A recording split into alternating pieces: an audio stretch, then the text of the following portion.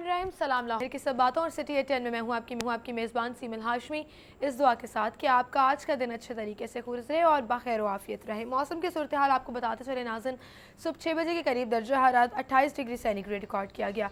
9 बजे 30 degree centigrade और 12 बजे एक्सपेक्ट किया जा रहा है 13 डिग्री सेंटीग्रेड।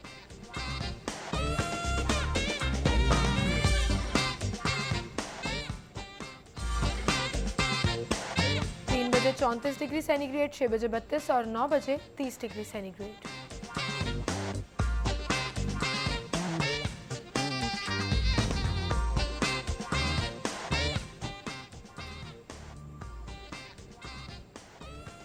और अब इवेंट्स की तरफ चलेंगे। सबसे पहले इवेंट है जी disability innovation and social barriers. Event का इनेकाद किया जा रहा है तकरीबन 2 बजे, अलहमरा आर्ट्स काउंसिल इसका वेन्यू है।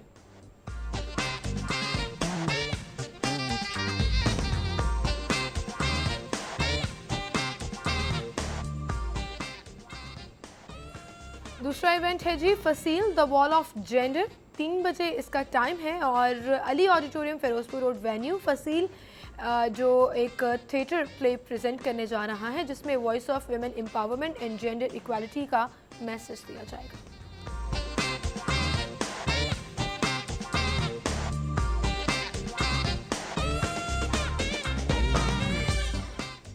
और अब टॉप स्टोरीज की तरफ चलेंगे। डेली सिटी 42 की आज की हमारी lead story, Lahore chamber corporate class प्या फाउंडेशन अलायंस ने फिर से मैदान मार लिया है।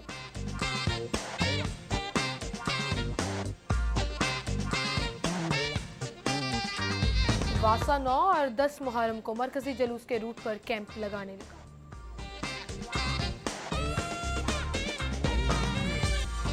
डेंगू का खतरा बढ़ गया, 58 केसेस की तस्दीक हो गई।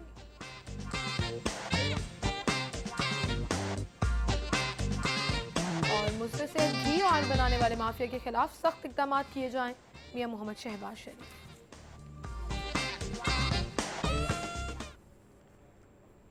ये थी हमारी टॉप स्टोरीज, इनको हम डिस्कस करेंगे। स्टूडियो में हमारे साथ सिटी 42 के सीनियर रिपोर्टर्स अकमल सोमरू और जुनैद रियाज मौजूद हैं।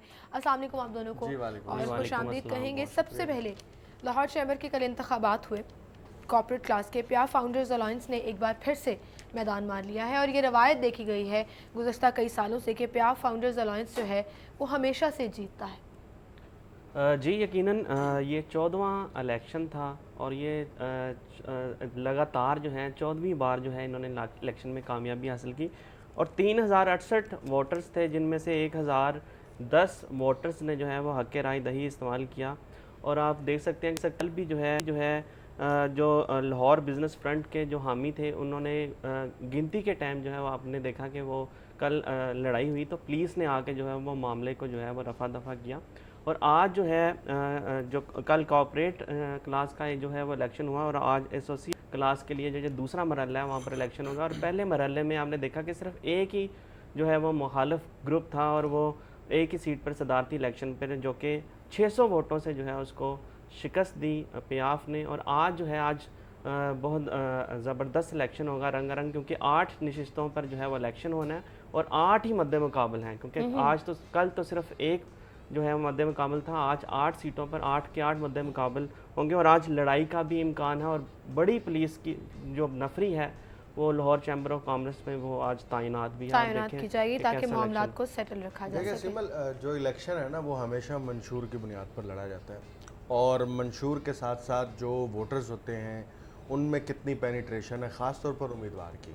हमारे यहाँ जो इलेक्शन है, चाहे वो इदारों के हों चाहे वो सियासी इलेक्शन हो, उसमें उम्मीदवार की अपनी जो पर्सनैलिटी है वो बहुत ज़्यादा रोल प्ले कर रही होती है। पीछे ग्रुप ऑब्वियसली होता है, लेकिन आप देखें कि प्याफ का उम्मीदवार जो है सदारती उम्मीदवार वो 841 वोट ले रहा है, उसके मुकाबले में बिजनेसमैन फ्रंट को सिर्फ 192 वोट मिल रहे हैं। तो ये बहुत बड़ा गैप है। इसका मतलब कहीं पर मसाइल थे, या वो मंशूर में मसला है या वो उनकी वर्किंग ठीक नहीं है। तो प्याफ ने जो ये इलेक्शन जीता है तो अपनी उस मेहनत की बुनियाद पर जीता है जो उन्होंने अपने इस बिज़नेस कम्युनिटी के अंदर की है और उसका ये नतीजा था कि ये इतना बड़ा फ़र्क है। इसमें तो करीब भी नहीं है, हाफ का मार्जिन भी नहीं है, हाफ से भी बहुत ज़्यादा है, मेरे ख्याल में 80% 20% का है। तो इसका मतलब है कि आज का जो इंतखाबात जो आज एसोसिएट क्लास के हो रहे हैं ये ट्रेंड भी कुछ बहुत ज़्यादा फ़र्क नहीं रखेगा, अगर कोई उम्मीदवार जीत जाता है तो उसकी वजह सिर्फ यही होगी कि उसकी पेनिट्रेशन ज़्यादा है, उसके ताल्लुकात ज़्यादा अच्छे हैं, वो इनफरादी उसकी बुनियाद पर तो जीत जाएगा। लेकिन जो कल के नताइज बता रहे हैं वो यही है कि प्याफ का पलड़ा बहुत भारी है और वो उसी पलड़े की बुनियाद पर इतने बड़े मार्जिन के साथ जीता है। आज के इंतखाबात में अभी जुनैद ने जो कहा कि लड़ाई का इम्कान है या जो भी, हमेशा ना हमारे यहाँ एक रिवाज है कि हारने वाले जो हैं वो गिनती की काउंटिंग के ऊपर जो है वो लड़ाई डाल देंगे, ये काउंटिंग ठीक नहीं हुई, काउंटिंग रुकवा देंगे, फिर काउंटिंग कई घंटे जो है वो रुकी रहती है, उसके बाद जो है वो अपनी रिजर्वेशन शो करते हैं, लेकिन फिर भी वो हार जाते हैं। जीतने वाला जो है वो बड़ा मुतमईन होता है और मेरा ख्याल में आज प्याफ के ग्रुप जो है उसको इन इंतखाबात में कल के नताइज के बाद एतमाद मिला होगा और यकीनन आज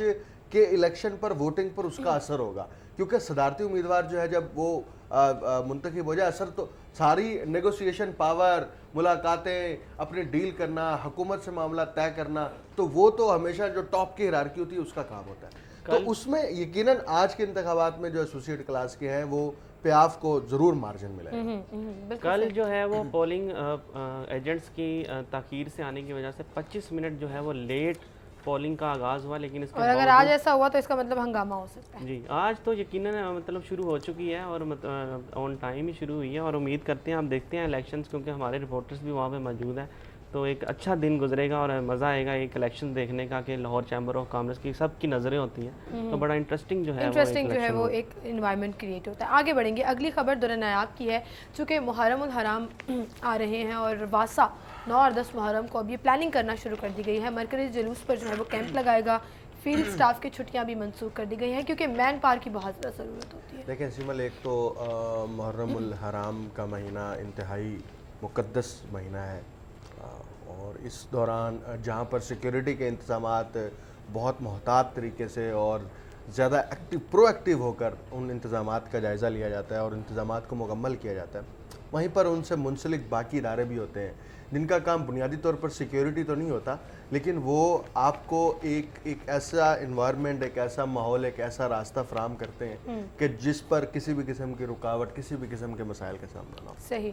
तो वासा ने इस हवाले से 21 मराकज़ बनाने का फ़ैसला किया है उन रूट्स पर, उन जुलूस के रूट्स पर जो मरकज़ी जुलूस हैं और जहाँ से वो जुलूस गुजरने हैं। अब इन मराकज़ पर इन्होंने करना है क्या, इन्होंने बुनियादी तौर पर वहाँ पर जो है वो सारा सिस्टम देखना है, ख़ासतौर पर सीवरेज के हवाले से वो देखना है। दूसरा, वो रूट को क्लियर करेंगे कि यहाँ पर किसी किस्म का मसला नहीं है, ख़ासतौर पर गटरों के जो ढक्कन है, खबर में मेंशन है कि वो उनको इंश्योर किया जाएगा, क्योंकि जुलूस जब बड़ी तादाद में गुजर रहा होता है तो वो आप नीचे नहीं देख रहे होते, तो नीचे आपको ज़ाहिर बात है हमवार ज़मीन चाहिए। तो उसके लिए वासा ने ये जिम्मेदारी ली है और ये छुट्टियां जो मनसूख की हैं वो इसीलिए की हैं कि 9 और 10 के इंतजामात को आप पहले ही हतमी शक्ल दे लें। आखिरी वक्त में ज़ाहिर बात है जब आप इंतजामात को मुकम्मल करने की कोशिश करेंगे तो वो मसाइल और लूप होल्स रह जाएंगे। बिल्कुल सही। अच्छा, ये जो हॉल वगैरह होते हैं ये तो पहले से ही बंद कर लिए जाते हैं, क्योंकि 9वीं 10वीं मुहर्रम के मौके के ऊपर इतना वक्त नहीं होता कि वो इन चीज़ों को देखें। उस दिन इनकी खसूसी तौर पे ये ड्यूटी लगाई जाती है कि पानी का छिड़काव प्रॉपर किया जाए, चूना लगाया जाए और उस रोड पे जो है वो दीगर लोग ना आए और सिक्योरिटी के इंतजामात बेहतर हों और जो डस्ट है वो ना उड़े। और 9वीं 10वीं नो डाउट के बहुत अहम दिन होता है, तो इस हवाले से एक अच्छा इकदाम है वासा का कि वो प्लानिंग शुरू की जा रही है। एक तरफ तो अभी वासा एक्टिव हुआ है, दूसरी जानिब पुलिस की जानिब से भी प्लान जो है वो शेयर करना शुरू कर दिया जाएगा और फिर इसके साथ साथ पूरी जो निगरानी और कंट्रोल रूम कायम किए जाते हैं वो भी आहिस्ता आहिस्ता जो है वो प्लानिंग शुरू हो जाएगी। अगली खबर भी हम डिस्कस करेंगे। शहर में डेंगू का खतरा बढ़ रहा है और 58 केसेस की तस्दीक हुई है। इस पर बात करेंगे, एक छोटी सी ब्रेक, हमारे साथ रहिएगा।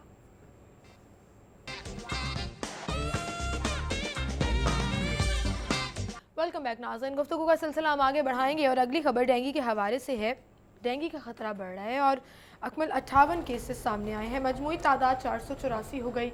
बहुत सी आगाही बॉक्स की जाती हैं, आगाही फैलाई भी जाती है, कैंपेन चलाई जाती हैं, लेकिन उसके बावजूद कंट्रोल नहीं हो रहा और सारी जिम्मेदारी हम हुकूमत पर नहीं डाल सकते। लोगों की अपनी भी कुछ रिस्पॉन्सिबिलिटीज़ हैं जिनको वो समझते नहीं हैं। देखिए सिमल, हुकूमत की जिम्मेदारी तो ये है कि वो ऐसे पॉइंट्स जहाँ पर डेंगू लार्वा की अफजाइश होने का इम्कान है या डेंगू लार्वा की अफजाइश हो रही है उनकी निशानदेही करे और उन मकामात को ख़त्म करे और ना सिर्फ ख़त्म करे बल्कि अगर उसका जो ज़िम्मेदार है, जो ज़िम्मेदारी नहीं निभा रहा, उसके ख़िलाफ़ कार्रवाई करे।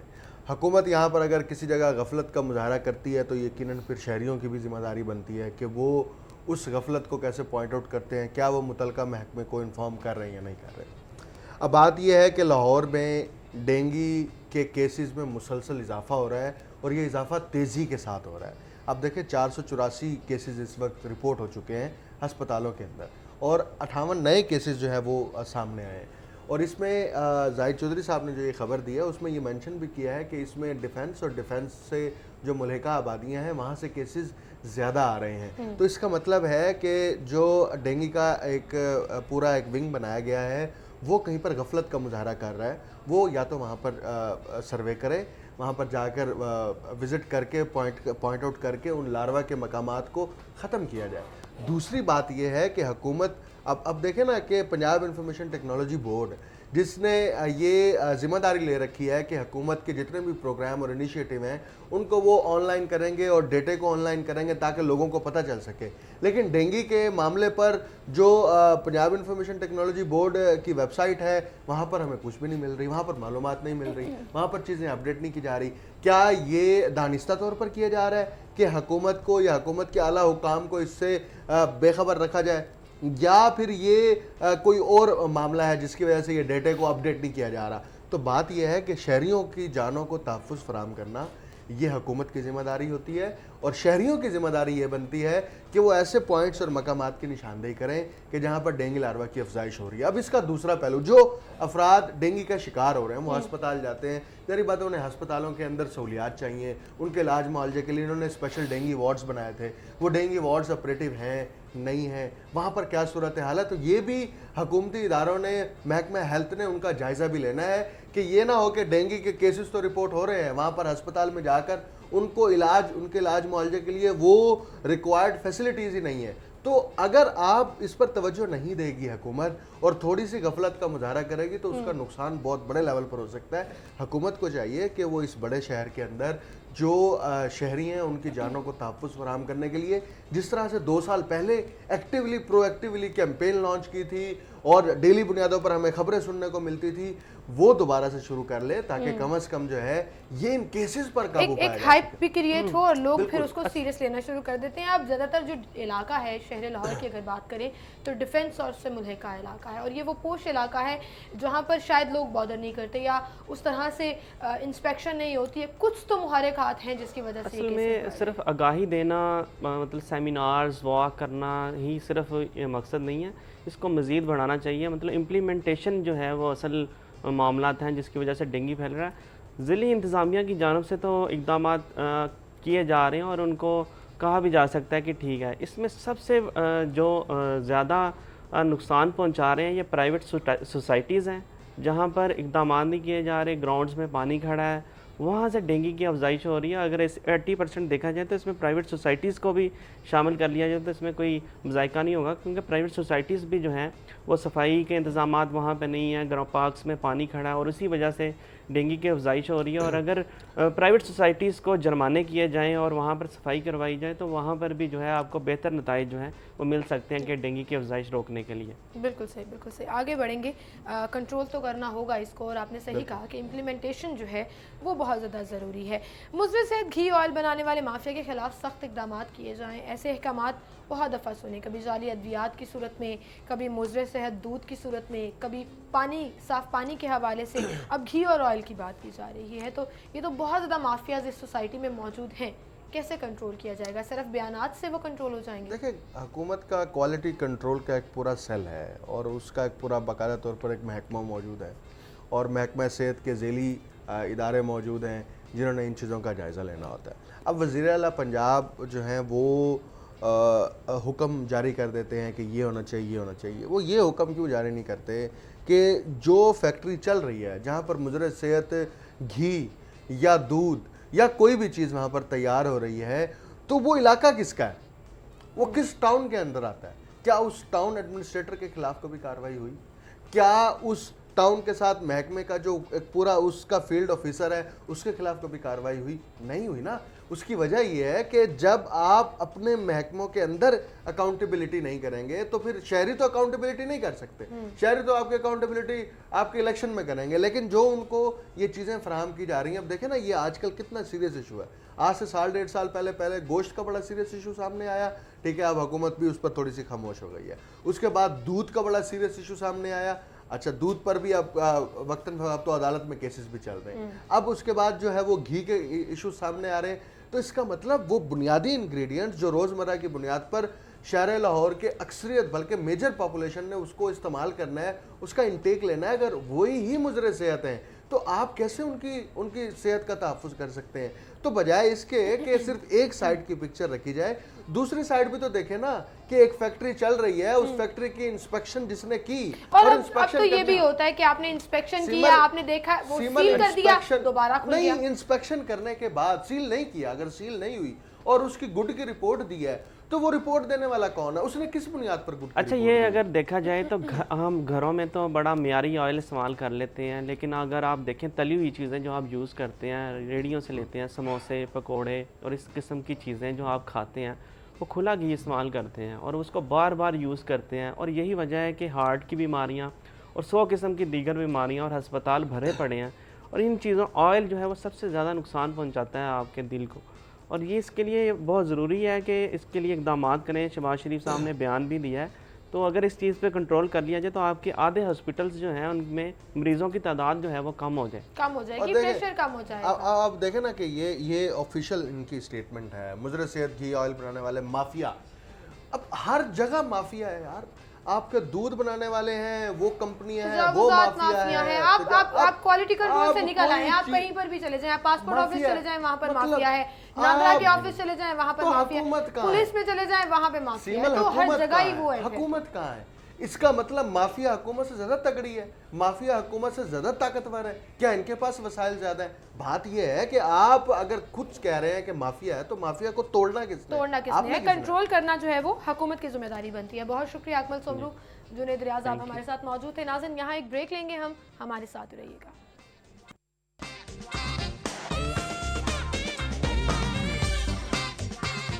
वेलकम बैक नाज़रीन, गुफ्तगू का सिलसिला आगे बढ़ाएंगे और इस वक्त हमारे साथ स्टूडियो में DG excise taxation and narcotics मौजूद हैं, अकरम अशरफ गोंदल साहब, उनसे हम बात करेंगे। अस्सलाम वालेकुम गोंदल साहब, क्या हाल है? अस्सलाम, आप ठीक है मैडम? अल्लाह का शुक्र है, thank you so much for coming. और आजकल तो बहुत मसरूफियात चल रही होंगी। जी हाँ, तो सारा साल ही ऐसी चलती है, कोई ना कोई एक्टिविटी आपको पता है होती है, ये डिपार्टमेंट ही ऐसा है, चीज़ें जो है वो चलती हैं। अब नाम भी तब्दील हो गया और जाहिर है जिम्मेदारियाँ भी, जी हाँ, जिम्मेदारी भी बढ़ गई। उस हवाले से नारकोटिक्स का उस साइड पे हम अब बहुत ज़्यादा काम कर रहे हैं। हम नए थाने इस्टेब्लिश करने जा रहे हैं, नया विंग बना रहे हैं, और ना सिर्फ ये कि पकड़ दकड़ बल्कि जो एडिक्ट्स हैं उनकी रिहेबिलिटेशन का, उनकी ट्रीटमेंट का, ये सारे इशू भी ज़ाहिर है। इसमें ऐसा नहीं लग रहा कि प्रेशर ज़्यादा बिल्टअप हो गया, क्योंकि एक्साइज एंड टैक्सेशन का ऑलरेडी बहुत काम था। प्रेशर के हम आदी हैं अल्हम्दुलिल्लाह, हमने हर तरह के प्रेशर में काम किया है और उसको बल्कि एज अपॉर्चुनिटी ट्रीट किया है। जब भी ये प्रेशर आया है तो हमने अच्छे रिजल्ट दिए। प्रेशर में काम करना जानते हैं और हमें अच्छा लगता है। तो वो ऐसा था कि काम ऐड ऑन होता रहता है कि अच्छा ये पहले अच्छी परफॉर्मेंस दे रहे हैं, हमें तो ऐसा लगता है जब कोई छुट्टी आ जाती है या ईद की छुट्टियां कोई, तो उस वक्त हमें कुछ थोड़ा सा अजीब सा महसूस होता है कि इतने दिन हो गए काम कोई नहीं किया, तो हम आदी हो गए, आदी हो चुके हैं। बिल्कुल सही। अच्छा, नारकोटिक्स एक बड़ा इंपॉर्टेंट डिपार्टमेंट है, और अगर सबसे पहले मैं इसी की बात करूँ तो इसमें क्या क्या, जैसे आपने बताया थाने बनाए जा रहे हैं, रिहेबिलिटेशन सेंटर्स को बनाया जा रहा है। मैडम आपने सही पॉइंट आउट किया, इसमें इसके आगे फर्दर कई इसके शोबे हैं, जिसमें स्पिरिट की रेगुलेशन से लेके, जो मैंने जैसे अर्ज़ किया है कि जो एडिक्ट्स हैं उनकी ट्रीटमेंट, हमारी जो अप्रोच ये होगी कि ये नहीं कि सिर्फ पकड़ना या पकड़ के कुछ सज़ा देना, मकसद ये है कि इस लानत से मुआशरे को पाक करना है। तो उसको ज़ाहिर ग्रास रूट से लेके एंड तक हमने उसके सारे एस्पेक्ट जो है उनको देखना है और उनके जितने भी ज़रूरी इक़दाम है वो करने हैं, तो वो बहुत ज़रूरी भी डेफिनेटली। और उसके लिए हमें इंशाल्लाह गवर्नमेंट की सपोर्ट है, हमें वसाइल भी मिल रहे हैं, हमें जो मीटिंग्स हुई हैं, जो हमने प्लान्स भेजे हैं, उसको इंशाल्लाह तायद हासिल होगी और उनको इम्प्लीमेंटेशन करने जा रहे हैं। थोड़ा टाइम तो लगेगा, ग्रास रूट लेवल तक जाना पड़ेगा डीजी साहब, और उसमें फिर बहुत से लोगों को भी इन्वॉल्व करना पड़ेगा। तो क्या प्लानिंग और पॉलिसी बनाई जा रही है? देखिए, इनिशियली हम सबसे ज़्यादा जो हम जोर दे रहे हैं, ये हम एक्टिविटी करेंगे इंटेलिजेंस बेस्ड, ये काम भी ऐसा है, प्लस जो एक जदीद तरीका है अच्छा काम करने का वो यही है कि इंस्टेड ऑफ बहुत बड़ी अफरादी कुव्वत नहीं हम देखना चाह रहे, हम इंटेलिजेंस बेस्ड ऑपरेशन करेंगे, उसके लिए हम इंटेलिजेंस शेयरिंग करेंगे बाकी एजेंसी से, और उसके बाद फिर जो है ऑपरेशनल भी ज़ाहिर ऑपरेशन साइड पे भी करेंगे, और ये चीज़ इंश्योर करेंगे कि जो लोग इस तरह के कामों में मुलव्वस हैं उनको पकड़ के सज़ा मिले, उनकी प्रोसिक्यूशन हो। उसके लिए ज़ाहिर है हमें अपने थाने जब होंगे हमारी अपनी प्रोसिक्यूशन होगी, तो हम उस पे एक फोकस्ड अप्रोच है वो तो क्या ये पुलिस के साथ कोलैबोरेशन होगी या अभी तो ज़ाहिर है पुलिस के साथ मिल के कर रहे हैं डेफिनेटली, बिकॉज हमारे अपने थाने फंक्शनल नहीं है, तो जो पकड़ते हैं नारकोटिक्स का केस वो ज़ाहिर है थाने मुतलका में जाकर रजिस्टर करवाते हैं, और प्रोसिक्यूशन फिर पुलिस की जिम्मेदारी होती है। तो लेकिन आगे चल के हम अपना सारा एक जो मुकम्मल एक इंतजाम जो होगा। बिल्कुल सही, बिल्कुल सही। अच्छा, दूसरी जानिब अगर हम अब एक्साइज की बात कर लें तो बहुत से नई पॉलिसीज़ और नई प्लानिंग्स जो हैं वो सामने आ रही हैं, जिसमें सर फहरिस्त जो है वो DVRS है। तो सबसे पहले तो मैं ये जानना चाहूँगी ये है क्या इस प्रोग्राम के तहत? जैसा आपने खुद फरमाया कि हम ये पंजाब हुकूमत का जो मकसद ये है कि अवामी बहबूद और अवामी सहूलत के जितने भी काम हैं उनको प्रायोरिटी दी, उस चीज़ को सामने रख के मकसद सिर्फ टैक्स कलेक्ट करना नहीं है। हमने टैक्स कलेक्शन के साथ साथ जिस काम के लिए टैक्स पेयर हमारे दफ्तर आता है या उसको किसी रेगुलेटरी फंक्शन की ज़रूरत होती है, तो हमने उसको बेहतर करना, उसको इम्प्रूव करना है, सर्विस डिलीवरी का लेवल इम्प्रूव करना है। हम काफ़ी देर से ये कोशिश कर रहे थे कि जो हमारे दफातर हैं उनका जो इंतज़ाम है उनको बेहतर करें, उनमें स्टाफ की ट्रेनिंग को बेहतर करें, टाइम फैक्टर उसको कम करें, जो गैर ज़रूरी इंटरफेस है टैक्स पेयर का और टैक्स कलेक्टर का उसको ख़त्म करें।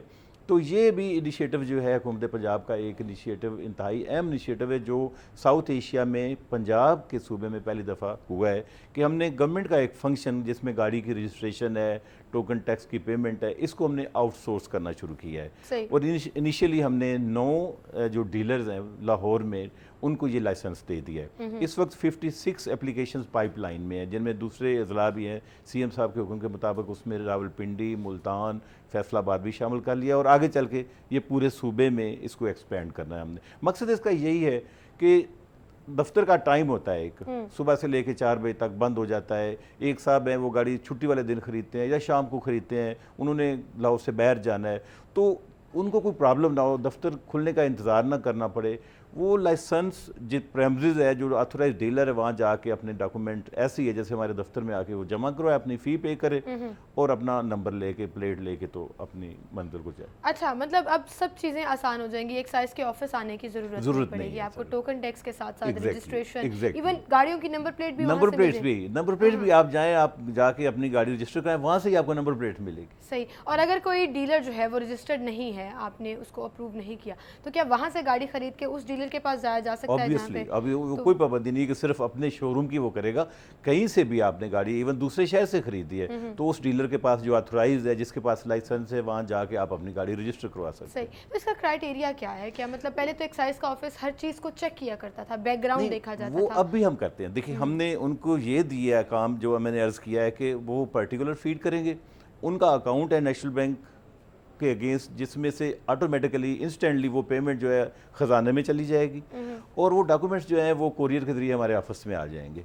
उसके बाद वो डॉक्यूमेंट डेफिनेटली स्क्रूटिनाइज होंगे और उसके बाद अप्रूवल होगी अथॉरिटी की, और वो वापस डायरेक्ट बंदे मुतलका को चले जाएंगे। अच्छा, और तो उसी वक्त जो है वो नंबर प्लेट वो उनका एक सिर्फ सर्विस प्रोवाइड कर रहे हैं ताकि उस बंदे को, उस कस्टमर को वेट ना करना पड़े दफ्तर खुलने का, वो अपना काम जो उसके मुताबिक वो करके तो वो फारिग हो जाए। बिल्कुल सही। लेकिन दूसरे एंड पर ऑफिस में भी ये काम का जो डेफिनेटली अगर वो वहाँ नहीं जाना चाहते, बिकॉज वहाँ हमने एक फ़ी की इजाज़त दी हुई है, उसके अगेंस्ट वो सर्विस प्रोवाइड करेंगे, एक लिमिट है।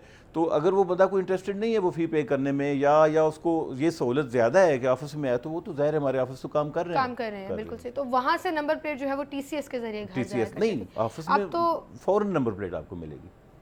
अगर ये गाड़ी रजिस्टर करवानी है तो आपको उसी वक्त नंबर प्लेट मिलेगी, अवेलेबल होगी वहाँ पे। अच्छा। हाँ, जो पुरानी गाड़ियाँ जिनकी नंबर प्लेट पहले नहीं मिली हुई, उसके लिए ज़ाहिर है वो हम TCS के लिए।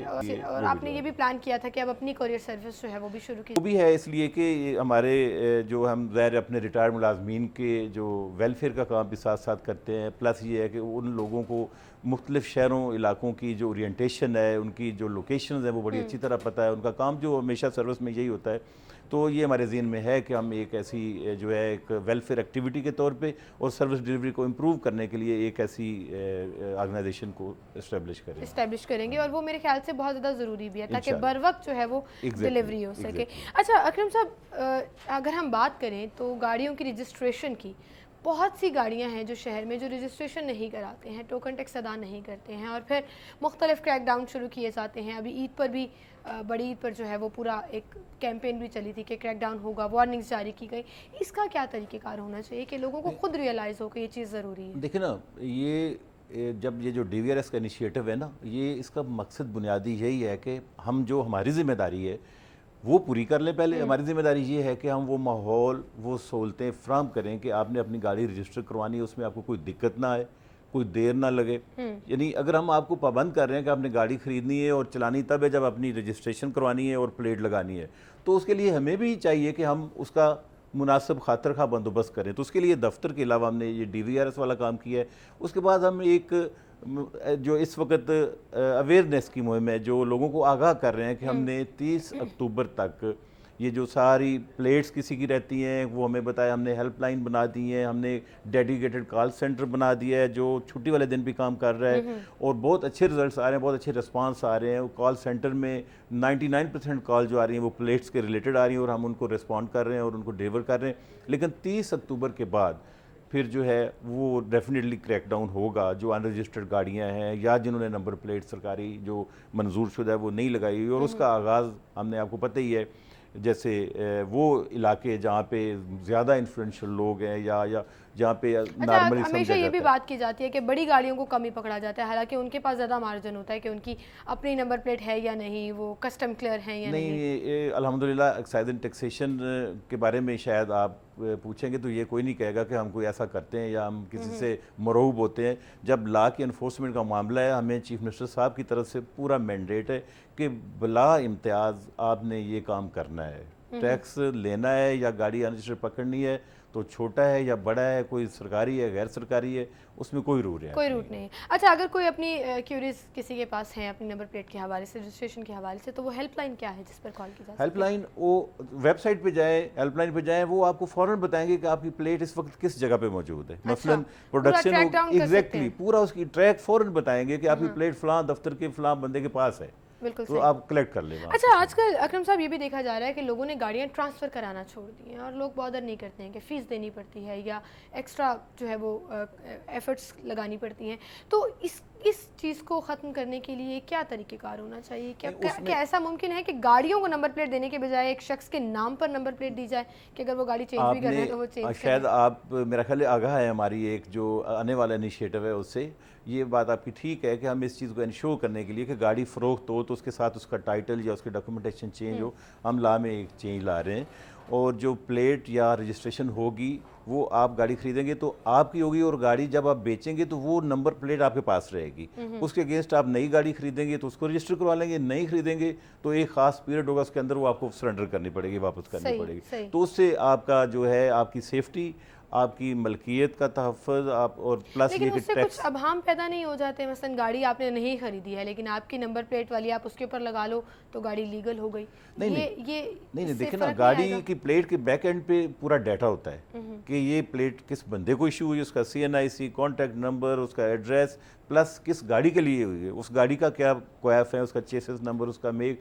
तो ये इट्स नॉट दैट सिंपल। वो तो प्लस उस बंदे को फिक्र होगा। मतलब आप गाड़ी बेचेंगे ना तो आप कभी भी नहीं जाएंगे क्योंकि आपके नाम की प्लेट चलती रहे। सही। अब तो चूंकि गाड़ी प्लेट जो है ना उसके साथ है तो आप बेच दिए, आपकी बरी उस जिम्मा, तो तब हमारे इस जिम्मेदारी में गाड़ी का मालिक भी बराबर का शरीक हो जाएगा और वो कभी भी नहीं चाहेगा कि उसका नाम मिसयूज़ हो या उसके खिलाफ कोई चीज़ हो, कोई ट्रैफिक वायलेशन या कोई और वारदात हो, ज़्यादा वो प्लेट कभी भी नहीं ऐसे दे। सही। लेकिन अगर अपनी नाम की नंबर प्लेट है और आप किसी चोरी की गाड़ी पे वो नंबर प्लेट लग जाती है तो फिर उसको कैसे ट्रैक डाउन किया जाएगा? इंटीमेट की जा सकती है ना, फ़ौरन सिस्टम में आ जाएगा, सिस्टम उसको ब्लॉक कर देगा या कैंसिल कर देगा, तमाम लॉ इन्फोर्समेंट एजेंसीज को इतला हो जाएगी, उसका तो मैकेनिज्म होगा। बिल्कुल सही। अच्छा, अभी रिसेंटली गवर्नमेंट एक और इनिशिएटिव लेने वाली है जिसमें ट्रैफिक पुलिस भी इन्वॉल्व है, पुलिस भी इन्वॉल्व है, सेफ सिटी प्रोजेक्ट के हवाले से, जिसमें अब आपके चालान जो है वो कैमरास के जरिए जरिए होंगे। तो ये कितना ज़रूरी है कि गाड़ियों में जो नंबर प्लेट्स लगी हुई हैं वो आइडेंटिफाई हो सकें, और दूसरा वो उस मालिक तक ट्रैक डाउन करके उनके होम एड्रेस तक, ताकि वो चालान पहुँच सके। इस पर बात करेंगे, एक छोटी सी ब्रेक लेते हैं नाज़रीन, यहाँ पर ब्रेक के बाद दोबारा हाजिर होंगे।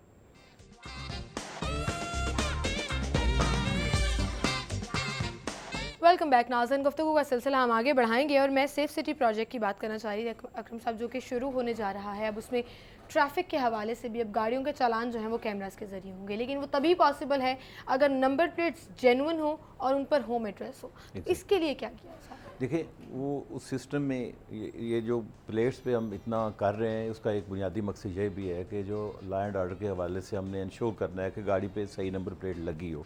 वो कैमरे इंस्टॉल हो जाएंगे तो ये नंबर प्लेट जो रीड करे, उससे साथ ही उसको सारा उस गाड़ी के क्वाफ आ जाएंगे, उस गाड़ी के कौन सी गाड़ी, अगर वो कोई गलत लगाई होगी, मतलब सुजुकी की प्लेट किसी बड़ी गाड़ी को लगी होगी, तो फ़ौरन वो डाटा सामने आ जाए, वो गाड़ी रोक ली जाएगी। या बोगस जो नंबर प्लेट है वो लगी होगी, तब भी वो गाड़ी जो है वो रोक ली जाएगी। यानी वो कैमरे जो वो रीड करेंगे उस फीचर को, वो उठाएंगे, उठा के जो बैक एंड पे डाटा है उससे वो चेक कर लेंगे, वो सारा जो आगे नेक्स्ट चेक पोस्ट होगी उसको पता रहता है।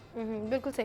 सो इसमें फिर पॉसिबल रहता है, आपको लग रहा है कि उम्मीद है कि जो गाड़ियाँ रजिस्टर्ड नहीं हैं या जो गाड़ियाँ ट्रांसफ़र नहीं हुई, लोग इसमें इनिशिएटिव ले रहे हैं कि ताकि जल्द से जल्द जो है वो अपने नाम पे गाड़ियाँ बहुत अच्छा, मैं अर्ज़ कर रहा हूँ, बहुत अच्छा रिस्पांस है लोगों की तरफ से। और जो लोग हैं उनकी अक्सरियत आपको पता है इंतहाई ज़िम्मेदार होती है। अब तो कुछ लोगों तक जब हम पहुंच नहीं पाते या उनको इतला नहीं होती तो वो उसमें ज़ाहिर उनका कसूर भी नहीं होता। तो हम पूरी कोशिश कर रहे हैं कि आगाही मुहिम जो है वो भी मुअस्सर हो, और लोगों से रिक्वेस्ट कर रहे हैं, और वो लोगों का रिस्पांस बहुत अच्छा है।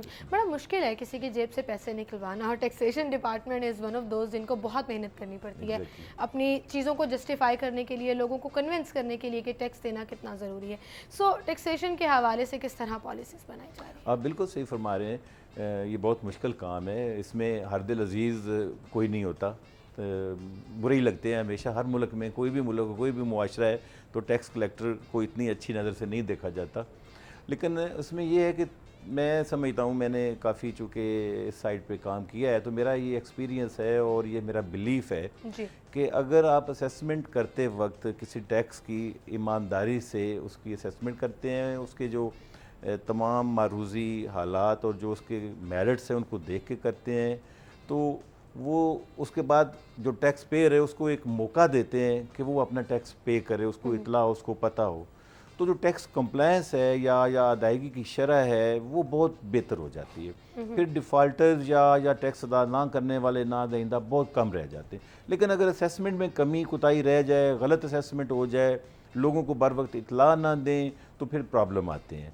लिहाजा हमारी पॉलिसी यही है और यही सिखाते हैं जब ट्रेनिंग में होते हैं सबको कि जी असेसमेंट करते वक्त आप पूरी तरह मौका भी दें, और जो रियायत कानून के तहत टैक्स पेयर को मिलनी चाहिए वो मिलनी चाहिए, उसको दें।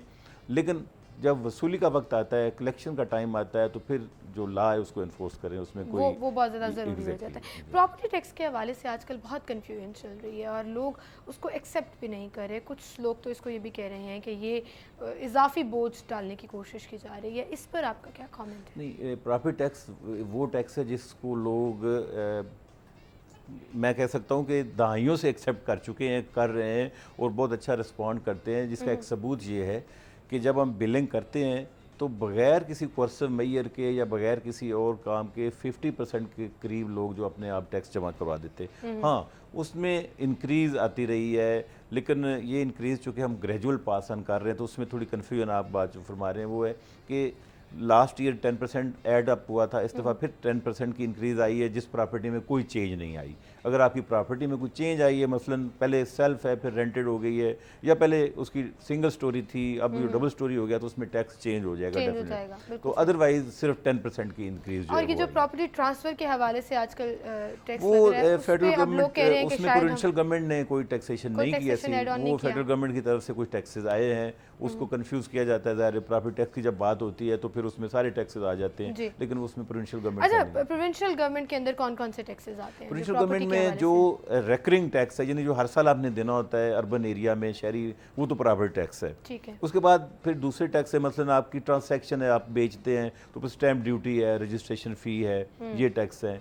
तो मेन, उसके अलावा बाकी जो है वो फेडरल गवर्नमेंट के टैक्सेस हैं, इनकम टैक्स उस पर विद होल्डिंग टैक्स है कोई, या कैपिटल गेन्स टैक्स है, वो हैं काफ़ी टैक्सेस प्रॉपर्टी रिलेटेड होते हैं, फिर उनको मिक्स किया जाता है। और ये जो लग्जरी टैक्स होता है या कितने प्रॉपर्टी पर कितना टैक्स होगा, ये प्रोविंशियल लग्जरी टैक्स जो लगाया हुआ है पंजाब गवर्नमेंट ने, वो 2 कनाल या इससे बड़े घर जो हैं उन पे है, और वो भी जो 2000 के बाद बने हुए हैं, पुराने घरों पे नहीं है। तो उसमें कुछ लिटिगेशन है, कुछ वसूली हो रही है, कुछ लोग उसमें भी जमा करा रहे हैं, लेकिन वो ऐसा टैक्स है जिसमें कोई डिस्क्रिशन नहीं है कि वो पता है कि इतना एरिया तो इतना टैक्स है, इतना साइज़ है तो ये टैक्स है, उसमें कोई असेसिंग अथॉरिटी की डिस्क्रिशन नहीं है। बिल्कुल सही, बिल्कुल। इसमें कुछ नया इनिशिएटिव लिया जा रहा है कि टैक्सेशन के निज़ाम को बेहतर किया जा सके या आवाम को सहूलत मिल सके कि किस तरह से टैक्स पे ऑफ करें, या मार्जिन दिया जा सके उन्हें कि आप इतने अरसे में थोड़ा थोड़ा करके करा दें या एक साथ करा दें, वो आपकी डिस्क्रिप्शन। ये देखें, इसमें सहूलत के तो है ना कि फॉर एग्जांपल अभी 5% रियायत का अरसा चल रहा है, हमने बिलिंग कर दी है,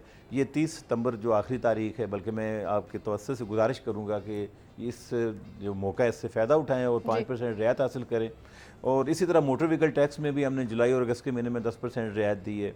और उसके अलावा हमने एक, जो आपने फैसिलिटेशन की बात की है, तो साथ ही हम ये कोशिश कर रहे हैं कि जो हमारे फैसिलिटेशन सेंटर्स हैं उनको इस्टेब्लिश करके हमारे जो दफातर हैं वहाँ जो सहूलतें हैं वो ज़्यादा बेहतर करें। ऑनलाइन पेमेंट की सहूलत इंशाल्लाह जो है वो देने जा रहे हैं। कुछ बैंक्स जो है नेशनल बैंक के अलावा बाकी को शामिल करने की कोशिश कर रहे हैं। ये सारी चीज़ें जो हैं टैक्स पेयर की कन्वीनियंस के लिए। बिल्कुल सही, बिल्कुल सही। अच्छा अकरम साहब, जब कोई क्रैकडाउन करना होता है या जब कुछ ऑपरेशन करना होता है, कुछ सेटअप लगाया जाता है, तो पुलिस के साथ इस तरह किया जाता है, तो ये जो कॉम्बिनेशन है ये कैसा चलता है? देखिए, वो इसलिए ज़रूरी है कि इस वक्त तो बल्कि सिर्फ टैक्स पर्पज़ के लिए नहीं, लॉ एंड ऑर्डर के वाले से भी, चूँकि पुलिस भी चेक करती है, एक्साइज वाले भी चेक करते हैं, तो ये आवाम के लिए ज़्यादा मेरा ख्याल है कि कन्वीनियंस होती है कि अगर इकट्ठी जगह पे चेकिंग हो जाए, एक ही गाड़ी को 2 दफ़ा ना रोका जाए, तो प्लस ये है कि फिर जो चेकिंग है वो ज़्यादा इफेक्टिव भी हो जाती है। वो पुलिस वाले अपने पॉइंट ऑफ व्यू से चेक कर लेते हैं, एक्साइज वाले अपने पॉइंट ऑफ व्यू से चेक कर लेते हैं, बल्कि हम गाड़ियों के अलावा भी जो प्रॉपर्टीज़ को चेक करने का भी जो है एक प्लान बना रहे हैं, प्रॉपर्टी कॉम्बिंग ऑपरेशन, इसमें क्या फ़ायदा होगा? उसमें देखें वो बहुत इंपॉर्टेंट ऑपरेशन होगा, उसकी तैयारी हम कर रहे हैं पुलिस से मिल के। उसमें एक तो जितने भी लोग जो डॉक्यूमेंटेड नहीं हैं, जो ठहरे हुए हैं, जिनकी शनाख्त नहीं है और वो किसी जगह पता नहीं है कि यहाँ किराएदार है, उसका पुलिस वालों को फ़ायदा होगा, वो अपना डाटा जो है बेहतर करेंगे।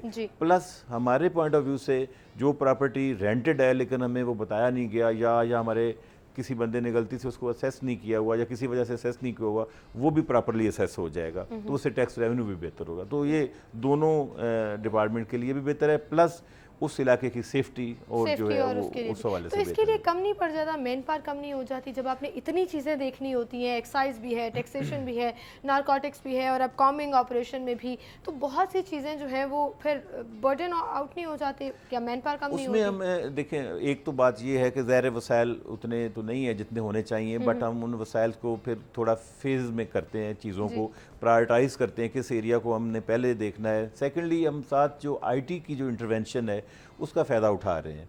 मसलन ये बिलिंग की बात, प्रॉपर्टी टैक्स में अभी पहले जब बिल बनाते थे तो 2-3 महीने तो बिल बनाने में लग जाते थे। इस वक्त हमारा रिकॉर्ड कंप्यूटराइज है, तो 2-4 दिनों में वो सारे नोटिस हम जो है वो प्रिंट कर देते हैं। इसी तरह साथ साथ बाकी जगह पे भी IT का हम यूज़ कर रहे हैं, जिससे हमारे रिसोर्स जो हैं, जो मैन पावर है, वो जो है वो हमको बाकी कामों में हम इस्तेमाल करना शुरू हो देते हैं। बिल्कुल सही। इन दी एंड कोई एक मैसेज जो आप देना चाहें लाहौरियों को, वो किसी भी जी, मैं शुक्रगुजार हूँ हमारे जो टैक्स पेयर हैं उनका, कि पिछले साल भी उन्होंने अपनी ज़िम्मेदारी का मुजाहरा किया और अपना टैक्स बर वक्त अदा किया, और अब भी मैं तवक्को करता हूँ कि जो भी टैक्स है उसको एक ज़िम्मेदार शहरी की हैसियत से अपने सूबे और अपने मुल्क की तरक्की के लिए और इस मुआशरे की बेहतरी के लिए बर वक्त अदा करें। कोई मसला है, कोई गलत प्रैक्टिस कहीं देखते हैं, तो मैं ये रिक्वेस्ट करूँगा कि वो अपने सीनियर अथॉरिटी से, मेरे से वो रजू करें, बिला खौफ व ख़तर उनको पूरा इंसाफ मिलेगा और पूरी कोशिश होगी कि जो मेरिट पे है उसको। बिल्कुल सही। और ये आपने बड़ी अच्छी बात की है कि कंप्लेन करें, क्योंकि वो भी आपकी रिस्पॉन्सिबिलिटीज़ में शामिल होता है अगर आप कुछ गलत एक्टिविटीज़ देख रहे हैं। बहुत शुक्रिया अकरम साहब, आप तशरीफ़ लाए। Good luck for all the projects and there so many, बहुत से प्रोजेक्ट्स हैं जिसका आप इनिशिएटिव ले रहे हैं, जो ऑलरेडी लिए भी जा चुके हैं। सो उसमें ज़रूर आपको कामयाबी हो, क्योंकि कामयाबी होगी तभी तरक्की जो है वो मुमकिन है। बहुत शुक्रिया आपका। और इसी के साथ नाज़रीन हम यहाँ पर एक ब्रेक लेंगे, हमारे साथ रहिएगा।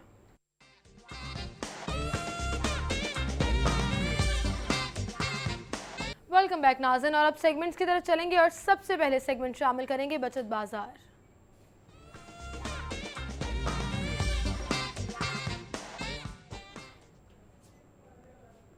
बचत बाजार में सबसे पहले ब्रांड है जी ओरिजिन्स पर सेल लगी हुई है। अप टू 50% तक आपको ऑफ मिलेगा।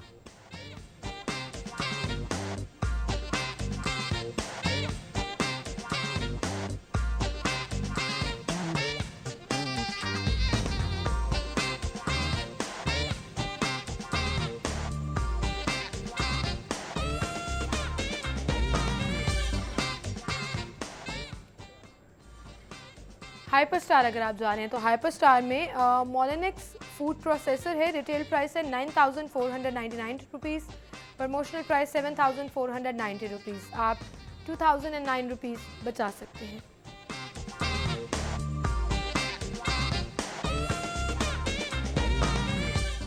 फ्रेशर जूस है जी, रिटेल प्राइस है 100, प्रमोशनल प्राइस 85। आप 15 रुपीज़ बचा सकते हैं।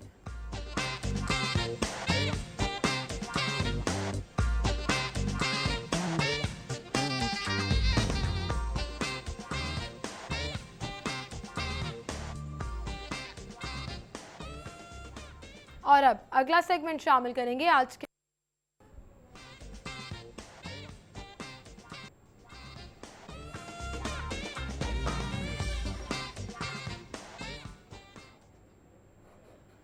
भाव में। सबसे पहले हमारे साथ मौजूद होंगी रमल दिलदार। उनकी तरफ चलते हैं और जानते हैं सब्जियां और फल किस कीमत पर मिल रहे हैं। जी रमल, बताइएगा।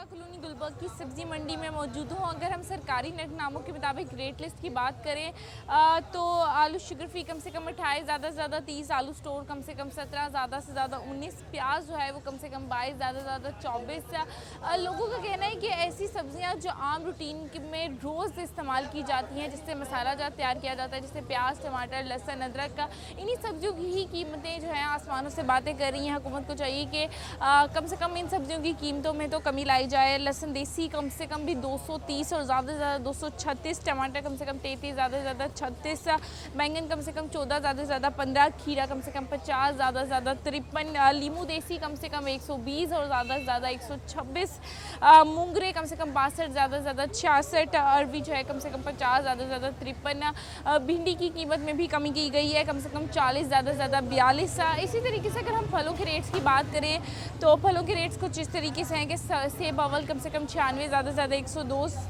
सेब दोम कम से कम 70, ज़्यादा से ज़्यादा 74, केला कम से कम 50, ज़्यादा से ज़्यादा 54। आम अनवर राठौर जो है वो सबसे अच्छी किस्म है आम की, उसकी कीमत भी सबसे ज़्यादा है, कम से कम भी 116 और ज़्यादा से ज़्यादा 122। आम चौसा सफ़ेद कम से कम 120, ज़्यादा से ज़्यादा 126। आड़ू की कीमत में भी दिन ब दिन इजाफा होता जा रहा है, कम से कम 125, ज़्यादा से ज़्यादा 131। अंगूर सुंदर खानी जो अंगूर की सबसे अच्छी किस्म है उसकी कीमत भी सबसे ज़्यादा है, कम से कम भी 166 और ज़्यादा से ज़्यादा 172 रुपये अंगूर सुंदर खानी फ़रोख्त किए जा रहे हैं। चिकन के अगर हम इसी तरह के चिकन की रेट की बात करें तो चिकन के रेट में भी 7 रुपये इजाफा किया गया है। चिकन 162 रुपये किलो मुतय्यन की गई है इसकी कीमत।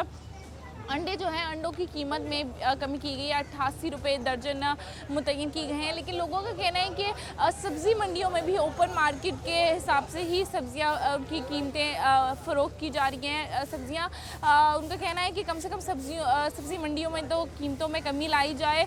लोगों का कहना है कि जो मुतय्यन की गए रेट्स होते हैं उनसे भी कम से कम 5, 10 या 20 रुपये ज़्यादा में सब्ज़ियाँ फ़रोख्त की जाती हैं। लेकिन दुकानदारों का कहना है कि जो मेन बदामी बाग की सब्ज़ी मंडी है वहाँ पर इन्हें सही कीमत में सब्जियाँ नहीं मिल रही हैं। उसके अलावा भी यहाँ लाने में भी इतना खर्चा हो जाता है तो उनको मजबूरन जो है कुछ कीमत ज़्यादा में सब्जियाँ फ़रोख्त करनी पड़ती है। उनका कहना है कि मेन बदामी बाग की जो सब्ज़ी मंडी है वहाँ पे कीमतों में जो है कमी लाई जाए। जी बहुत शुक्रिया रमल दिलदार आपका। अगला सेगमेंट शामिल करेंगे जिसमें ओपन मार्केट से आपको गैर मुल्की करेंसी रेट्स बताएंगे माल के हाल में।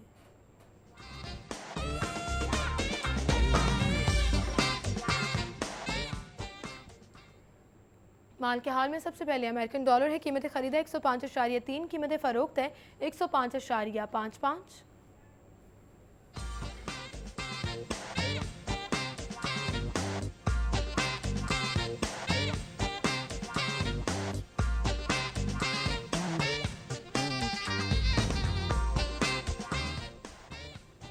पाउंड स्टर्लिंग कीमत खरीद 136, कीमत फरोख्त 136.7।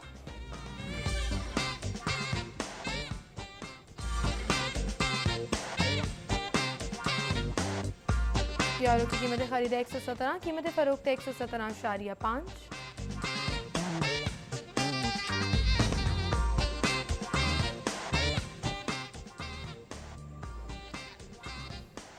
सऊदी रियाल कीमत खरीद 27.875, कीमत फरोख्त है 27.9।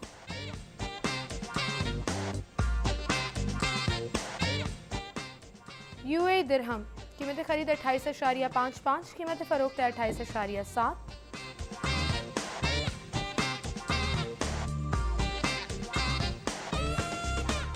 कुवैती दिनार कीमत खरीद 345.5, कीमत फरोख्त 348।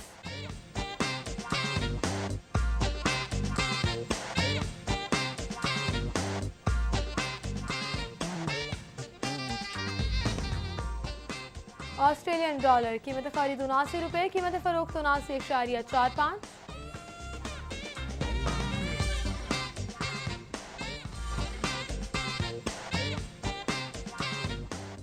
जैपनीज येन कीमत खरीद 1.02, कीमत फरोख्त 1.05।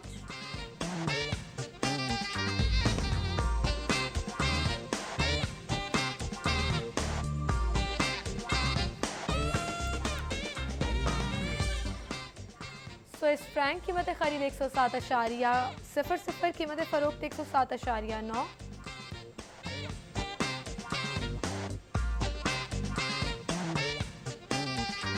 सबसे आखिर में कैनेडियन डॉलर कीमत खरीद 80, कीमत फरोख्त 80.55।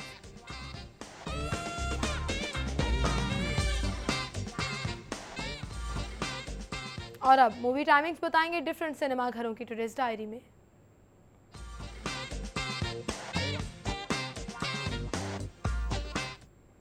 टुडेज डायरी में सबसे पहले हमारे पास मूवी है जी एक्टर इन लॉ, और एक्टर इन लॉ लगी हुई है सिनेस्टार आईमैक्स में 3 बजे और 8 बजे, रॉयल पाम ऑडी 2 में 1:45 बजे।